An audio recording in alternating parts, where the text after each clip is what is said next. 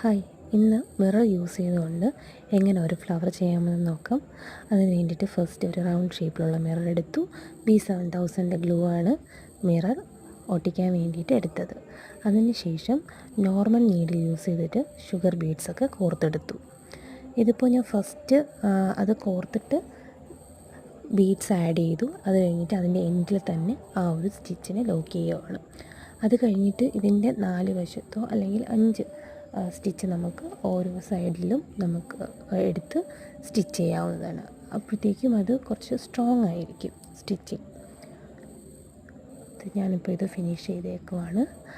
ഇതിന് ശേഷം നമുക്കിനി ഫ്ലവറിൻ്റെ ഒരു ഷേപ്പ് കിട്ടാൻ വേണ്ടിയിട്ട് ബീഡ് ഷേപ്പിലുള്ള ബീഡ്സാണ് യൂസ് ചെയ്യുന്നത്. അതിൻ്റെ എൻഡിൽ ഒരു ഷുഗർ ബീഡും കൂടെ ആഡ് ചെയ്യുന്നു. അതിനെയും നോർമൽ നീഡിൽ യൂസ് ചെയ്തുകൊണ്ട് തന്നെ അതിനെയും സ്റ്റിച്ച് ചെയ്തെടുക്കുക. അതിനുശേഷം എല്ലാം നമ്മൾ ഓരോ സൈഡിൽ നിന്നും ആഡ് ചെയ്ത് കൊടുക്കുക. ഇതിപ്പോൾ കംപ്ലീറ്റ്.